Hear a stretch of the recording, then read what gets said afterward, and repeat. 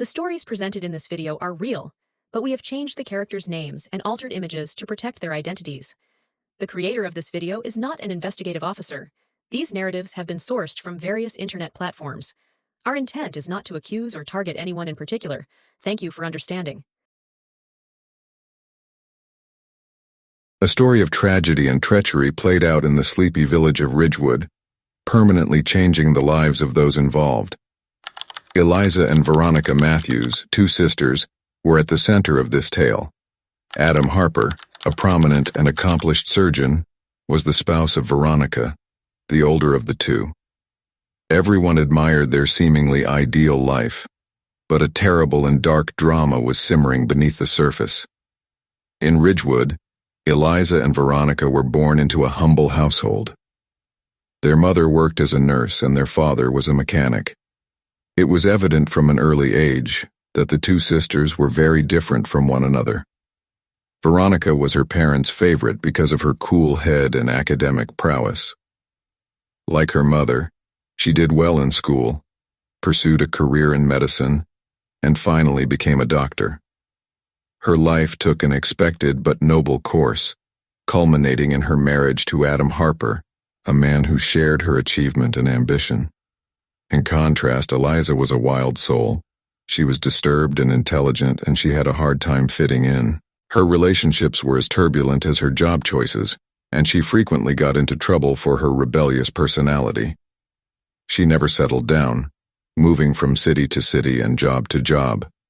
She frequently utilized her charm and slyness to obtain what she desired, demonstrating her manipulative tendencies at a young age. As a child, the sisters' differences were striking. The epitome of a good girl, Veronica was industrious, courteous, and ever willing to please. She was praised by professors and admired by students for her academic and social prowess. But Eliza was the reverse. She frequently questioned authority and pushed limits since she was restless and rebellious. She was just as smart as Veronica, but she lacked Veronica's innate focus and discipline. Proud with Veronica's achievements and character, their parents, John and Margaret Matthews, showered her with affection. Feeling ignored and misinterpreted, Eliza acted out in a variety of ways, looking for approval and attention in the wrong places. The sisters developed a rift as a result of this dynamic, which only got worse as they grew older. Veronica's path was clear-cut and expected. She attended college after high school and graduated with a degree in medicine. While residing there, she got to know Adam Harper. Adam, a budding medical professional, fell in love with Veronica's brilliance and attractiveness right away. Their quick and apparently ideal courtship ended in a wedding that made Ridgewood speak. With a bright and promising future, the couple settled into a comfortable life. But Eliza's journey was anything but simple. She started a string of disastrous ventures shortly after graduating from high school. She tried her hand at everything from real estate to bartending, but nothing seemed to stick. Her relationships were equally erratic, marked by bitter endings and strong passions. Even while she exuded confidence, Eliza was beginning to feel inadequate, particularly when compared to her sister, who seemed flawless. After yet another failed romance and growing debt, Eliza returned to Ridgewood. She was emotionally and financially spent after her most recent romantic involvement ended badly. She went to the only family she had left for safety. Ever the obedient sister, Veronica greeted Eliza's return with open arms. Veronica loved her sister and was prepared to assist her in getting back on her feet, even though they didn't agree. In an apparent attempt to find employment and start over, Eliza moved into the guest home on Veronica and Adam's property. But Eliza had other ideas. She was searching for an opportunity, not just a new beginning. She secretly resented her sister's success since Veronica's ideal life served as a stark reminder of what she lacked. When Eliza arrived, Veronica and Adam's marriage was going through a difficult time. Adam was a committed and diligent surgeon who was frequently distracted by his tough profession. There wasn't much time for intimacy or deep connection with Veronica because of the long hours and ongoing stress. Even though their lives appeared to be flawless, Eliza was quick to spot and take advantage of the flaws in their relationship. It began rather casually. Eliza would eat dinner with Veronica and Adam, laughing and telling stories. Adam was attracted to Eliza's lively and erratic nature after first being uninterested in her. She was impulsive, bold, and alluring, everything that Veronica was not. Eliza started making up reasons to spend time with Adam. She would touch his arm during chats, ask him for advice on unimportant topics, and give him a lot of compliments on his work.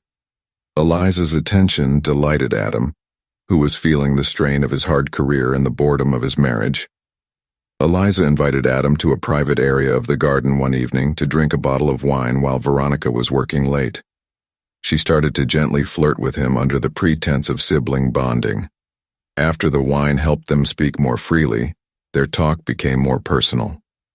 In contrast to Veronica, Eliza was able to make Adam feel recognized and valued by playing on his fears and unmet wants. There was a tangible chemistry between them, an electric current that neither of them could ignore. Despite his initial reluctance, Adam found himself pulled to Eliza more and more. In sharp contrast to the mundane predictability of his life with Veronica, her presence was a welcome change. Eliza, on the other hand, was methodical in her strategy, adjusting her attempts to keep Adam on edge and constantly wanting more. But she was never entirely certain how far she would push him. An innocent flirtation swiftly turned into a serious relationship. Adam found himself sneaking around to be with Eliza since he couldn't help but be drawn to her. Their private encounter was a passionate and guilty time. Eliza saw the affair as a game, a means of surpassing her sister at last. Adam saw it as a way to escape his everyday existence and a way to reignite a passion he had long since given up. After first being unaware of the affair, Veronica started to observe changes in Adam. He was more aloof and frequently used excuses to go business trips or remain late at work. As her suspicions increased, she began to piece the truth together.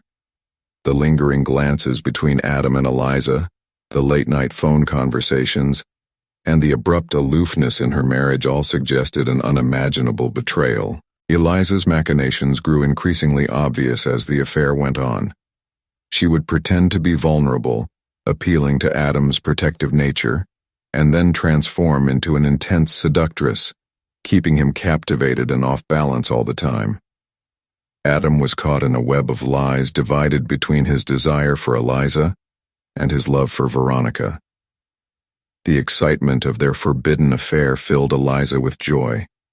Her sense of victory over Veronica grew with each covert rendezvous. She made sure they wouldn't be found by carefully organizing their meeting. They would get together in different places, such remote parks or motels outside of town. Their interactions were all the more thrilling because of the risk of being discovered. Adam, meantime, was enmeshed in a tornado of feelings. The guilt was oppressive, but the affair was thrilling. Although he detested himself for betraying Veronica, he was unable to avoid Eliza. She had turned into a dark, alluring power that engulfed him, an addiction. His behavior, which wavered between extreme devotion for Veronica and unexplained coldness, was a clear indication of his internal conflict. Veronica had keen intuition, and she was aware of Adam's alterations. She shared her worries and concerns with Julia, her best friend. Concerned and encouraging, Julia encouraged Veronica to speak with Adam face to face. But Veronica chose to watch a little longer before accusing anyone, believing it was all a misunderstanding. One stormy evening, Veronica's suspicions came to a head. She went up to Adam and insisted on knowing the truth. Adam admitted to the affair because he could no longer lie. Veronica was devastated by the realization. The two people she loved the most broke her trust, and her ideal existence was a lie. Feeling angry and heartbroken, Veronica went up to Eliza. There were many accusations and sour comments throughout the heated dispute. After a period of defiance, Eliza finally expressed her actual emotions. With a calculating, icy sneer, She confessed to the affair, relishing the suffering she had inflicted.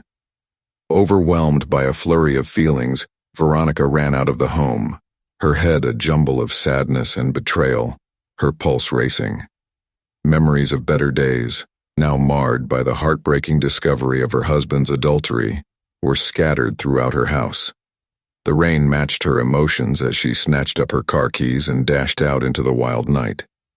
As though the skies themselves were lamenting her suffering, the sky rumbled menacingly.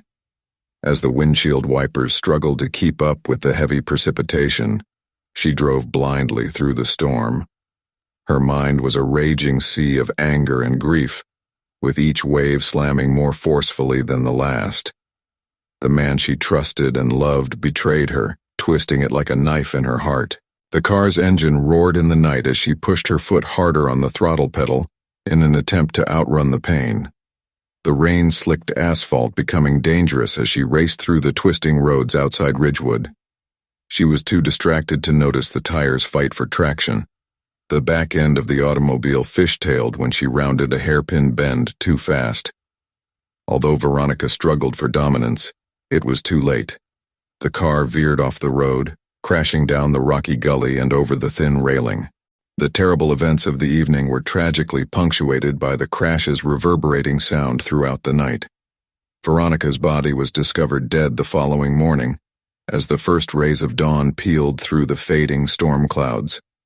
At the base of the gully, her car was a twisted mess. The broken glass and crumpled metal served as a sobering reminder of how violently her desperate escape ended. In the close-knit town of Ridgewood, where everyone knew one another, word of the disaster circulated swiftly. One could feel the shock, a wave of incredulity and grief sweeping over the community. When Adam heard the news, he was crushed.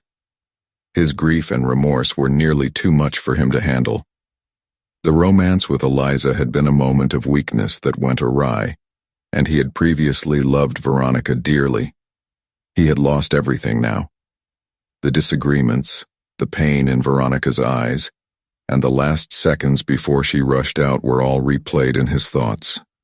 The memory of his wife and the betrayal that resulted in her premature death tormented him, making him a shell of the person he once was. Eliza, however, experienced a perverted sense of triumph. Although she had been successful in her goal to ruin Veronica's ideal existence, the price was greater than she had expected.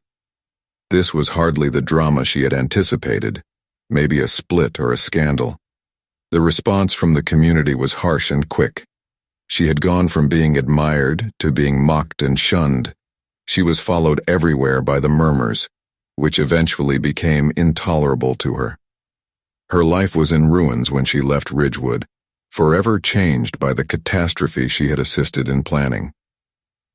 The task of looking into the accident fell to Detective Sarah Blake. She had a reputation for having excellent intuition and paying close attention to details. Something didn't set right with her as she looked over the facts and assessed the crash site. The circumstances were too convenient, and the crash appeared too intentional. Blake's interest was aroused, and she investigated Veronica's life further, learning about the affair and the turbulent circumstances surrounding her passing. Family and friend interviews revealed a somber picture. Betrayal had driven Veronica to her breaking point as a woman. Eliza's past partners characterized her as cunning and cruel, while Adam's co-workers talked about his recent emotional outbursts and unpredictable conduct.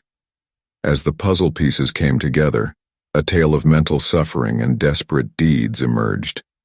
Although Veronica's death was officially declared an accident, Blake's investigation found that Eliza and Adam's emotional abuse was the primary cause of her passing. She had been driven to despair by the affair, and her desperate attempt to flee the excruciating suffering was reflected in her hurried drive through the storm. The court of public opinion was harsh, even if no criminal charges were brought. Adam and Eliza's reputations were permanently damaged when the reality of their affair spread like wildfire around Ridgewood. Eliza and Adam were left to deal with the fallout from their deeds. The ghost of Adam's wife and the guilt that tore at his heart made his existence an empty shell. Eliza, who was once a lively and self-assured woman, became a notorious character whose name was associated with tragedy and treachery. Ridgewood's heart will always be scarred by Veronica's death, which served as a sobering lesson to everyone who understood the real price of dishonesty. No detail was overlooked in Detective Sarah Blake's exhaustive inquiry. She painstakingly recreated Veronica's last hours piece by piece, making sure that every little aspect was carefully considered. The Rusty Anchor, a nearby tavern where Veronica had been spotted the night of the accident, was the destination of Blake's meticulous approach. Blake was keen to discover the secrets hidden within this dimly lit hideaway for the local working class. Hank, the bartender, turned out to be a crucial investigatory witness. He remembered well and poignantly Veronica's emotional state that night. "She was drinking a lot, more than I've ever seen," Hank said in a rough but worried voice. She appeared to be in great distress, as if she were attempting to numb her pain. According to Hank's story, the shocking discovery of her husband's affair drove the woman to the brink of despair. He explained how Veronica had withdrawn to a corner table, nursing a drink after another, as though attempting to dull an excruciating ache, her eyes red and puffy from sobbing. Important background information about Veronica's mental state was given by Hank's testimony. Detective Blake realized that the heartbreaking revelation of Adam's adultery had sent Veronica into a deep depression. Blake contacted Veronica's best friend Julia to learn more about Veronica's struggles. Veronica's concerns and the emotional damage they had caused were validated by Julia's story. Julia's voice was shaking as she admitted that she was distraught. Veronica was devastated by Adam's betrayal because she loved him so much. Veronica's descent into despair was described by Julia, who saw that her once vibrant companion had turned into a shadow of her former self. She was unable to eat or sleep. Every thought she had was consumed by the affair, Julia added, tears in her eyes. I made an effort to assist her, but she felt abandoned and deceived. Blake's focus then shifted to Adam and Eliza, the main players in the tragedy that was developing. Adam was interviewed first, a guy now consumed with remorse. He came across as a shattered person who was suffering because of what he had done. He made an honest and sincere confession. With tears in his eyes, he told Blake that he loved Veronica. I had no desire to harm her. I had no idea what happened to me. Adam's words were filled with regret and sadness, and his remorse was evident. He talked about how much he loved Veronica, and how his careless actions had brought about such a disastrous conclusion. His hands shaking, he whispered, "It was a mistake, a terrible mistake. I wish I could go back and change everything." Eliza, however, was more difficult to break. She initially put on a front of innocence, claiming that she had no malicious purpose. Her defenses, however, started to give way under Blake's incisive and persistent interrogation. Eliza was eventually worn down by the detective's relentless perseverance and acute sense of deceit. Eliza said, her voice barely above a whisper, "I wanted what Veronica had. I felt vindicated if I could take Adam away from her because I was jealous." Eliza's revelation exposed a history of manipulative behavior and a deep-seated jealousy that had motivated her acts. She explained how she had meticulously planned her seduction of Adam, taking advantage of his frailties and the rifts in his marriage. When Blake looked into Eliza's past, he discovered a concerning trend of similar tendencies in earlier relationships. A picture of a lady who was enchanting and seductive but ultimately disastrous was presented by former lovers and acquaintances. She had a history of taking advantage of others to achieve her goals and ruthlessly dumping them when they were no longer useful. She is a black widow who lures men into her web of deceit and leaves them with their lives in shambles, according to one ex-boyfriend. A terrifying portrait of Eliza surfaced as Blake put these revelations together. Her acts were motivated by a cold, calculating desire to own and control rather than by love or emotion.